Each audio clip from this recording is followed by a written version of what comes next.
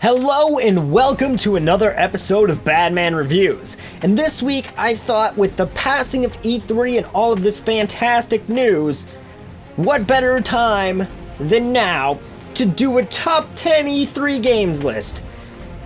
Even though, I do one every year, so you probably should have been expecting it by now, but there's been a lot of Crash Bandicoot news, so I had to cover that first. But let's keep the E3 train hype rolling along and hop into my top 10 games that I'm most excited for from E3 2016. I forgot to hit record here, didn't I? No, I didn't. Okay. We're good.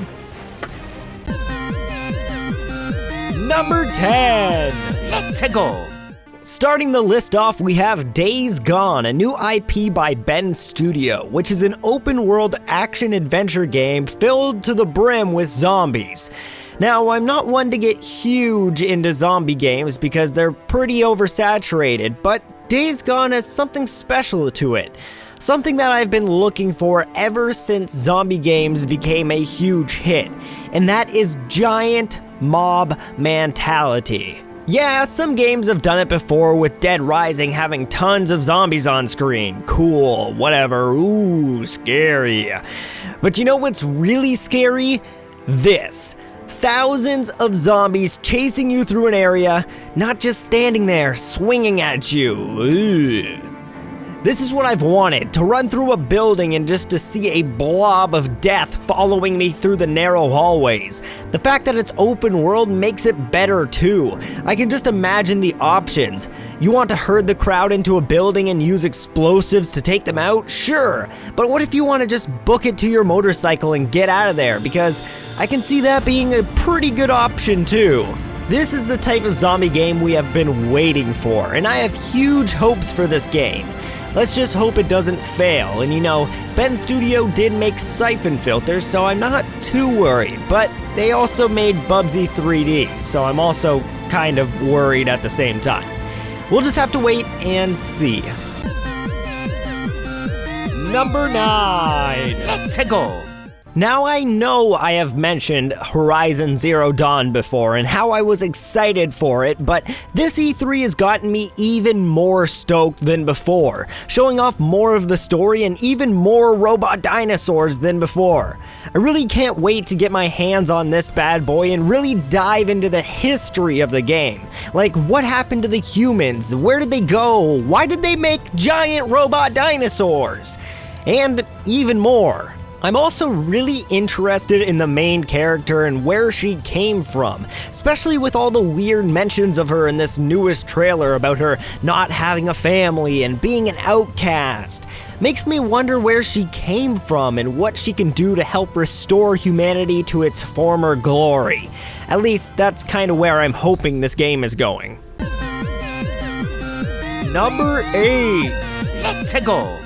Now, I'm not a huge Resident Evil fan, but I did play and really love the 4th one, and I also played the crap out of 5 co-op with my friend. But it really wasn't that good, and I just didn't touch number 6, but with Resident Evil 7, it really seems like they're taking a good look into what the indie horror genre has been up to and seeing what people really want in a horror game, and taking from those for this new game. Interestingly enough, it seems like it's also going to be playable on VR headsets, which at the moment isn't a huge thing for me, at least with VR still being slowly built up and not too many games being available for them yet. I can't see myself buying one anytime soon, but still, anyone who does have one will be enjoying this new Resident Evil in a better way than ever before. I really can't wait to see more from this game in the future. Number 7. Let's go. The first Titanfall was a huge letdown to a lot of people. We all thought it would be the COD killer, but it ended up flopping with a really shoehorned single player and a very repetitive multiplayer that got boring too fast. But I believe many other games like Destiny and Xenoverse and the first Titanfall from the last few years were all dragged down by the last generation consoles, making it not the greatest experience that they could have been. And that's why I'm super excited for Titanfall 2. With all their eggs in the next-gen console basket and not having to die anything down for last gen, this should be a very interesting game. And just from the trailers, we can see just that, with new single-player clips showing epic mech fights and some awesome multiplayer moments of people fighting in midair, grappling onto buildings and mechs, and some awesome new abilities. Never mind how fluid and awesome the parkour and on-foot segments seem. I'm really excited for this new FPS game and what it holds for the future of the genre. Number 6. Peggle. I am a huge South Park fan, having watched every episode and watching the movie at least a couple dozen times. So when I heard there was going to be a new South Park game, I got really excited. And then I played it and was blown away by how great Stick of Truth was. With great throwbacks to the show, really great writing, and on top of that, a pretty good gameplay system that truthfully could have been a little better. And now with Fractured Butthole on the way, I couldn't be more excited.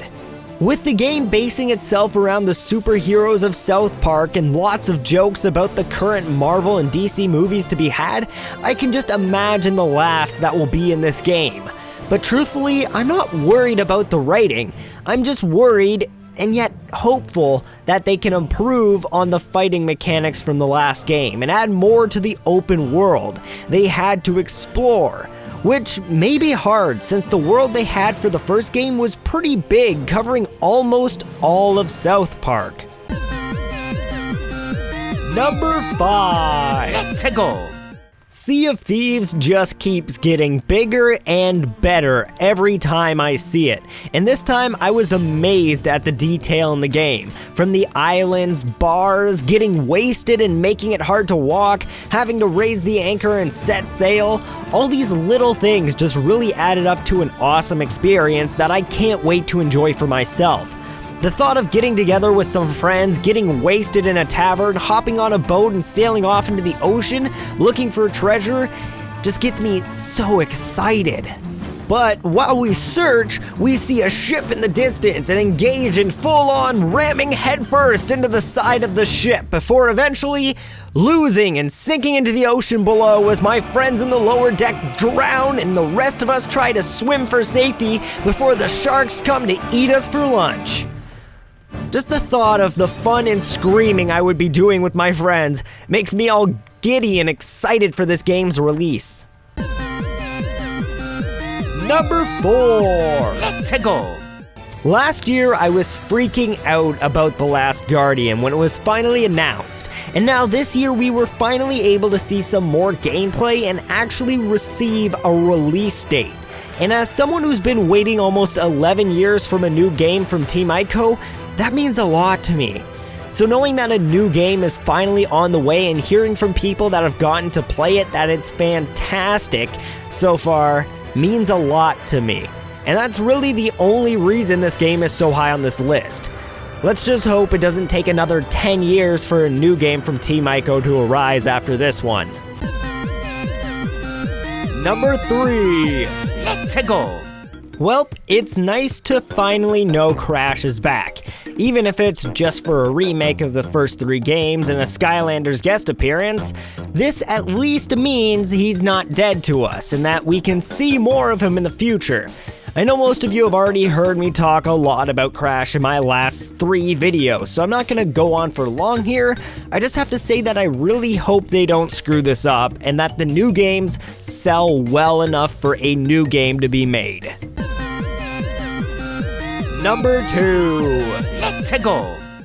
As a huge Spider-Man fan, this is a big thing for me. It's been a while since I've last played a really good Spider-Man game. The last 2 amazing Spider-Man games were okay, but didn't have that great of a feel to it. But with Insomniac Games, the creators of Spyro, Ratchet and Clank, and Resistance behind the wheel, I really have nothing to fear. At least, I hope. And from what I've seen in the trailers, I have my hopes up for a fantastic Spider-Man game. I just hope they can make the city feel alive and make swinging through New York as fun as it was in Spider-Man 2.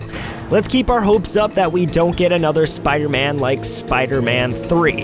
And that we can change Spider-Man's outfit, because I'm not a huge fan of the one in the game trailers so far. It's me, number one! Peggle. And obviously, Zelda takes the cake at number one. With all the new concepts and gameplay they showed off, I'm really excited for a new open world Zelda game. With just so much to explore, it really seems like Zelda mixed with Skyrim. And that's exactly what I wanted. More importantly though, we actually got to see some gameplay and not just scenic shots of the land.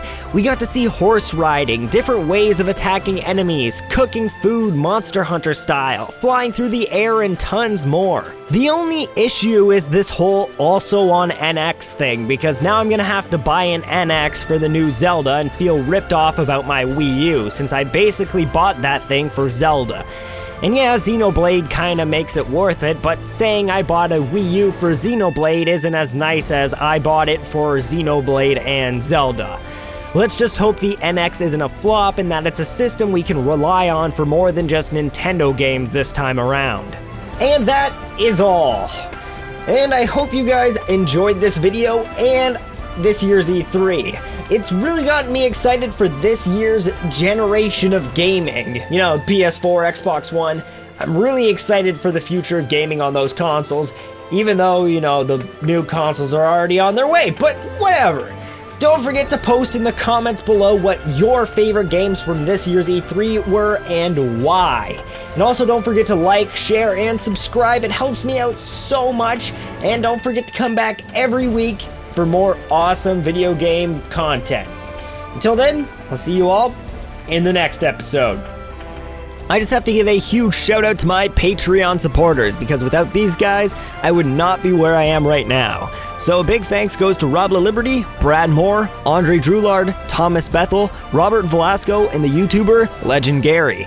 And if you wish to help support me in my career of YouTubiness, feel free to check out my Patreon in the link above. Thank you all so much.